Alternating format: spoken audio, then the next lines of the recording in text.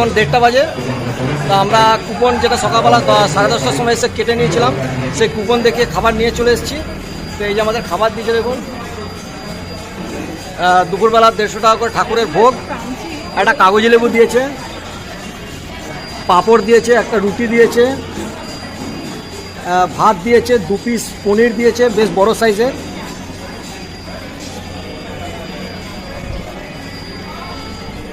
আর এপাশে একটা তরকারি দিয়েছে আপনার মিক্স ভেজ, যার মধ্যে আপনার সজনে ডাঁটা দিয়ে, আর এই যে আলু ভাজা দিয়েছে, আলু ভাজা, কেরিয়া পাতা, তারপরে উচ্ছে সব মিক্স একটা ভাজা দিয়েছে, সঙ্গে এপাশে একটা আলু পোস্ত দিয়েছে,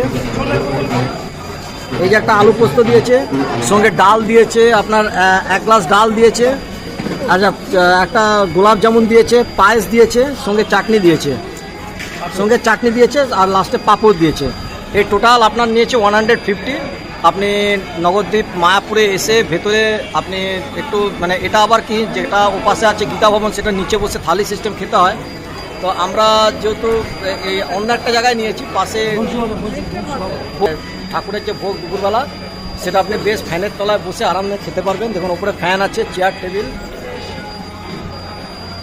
ওই যে দেখতে পাচ্ছেন ওখানে মানে কাউন্টার থেকে নিয়েছি, পেছনে কাউন্টারে স্লিপ করতে হয়। আমার পেছনে দেখুন টিকিট করে নিয়েছিলাম।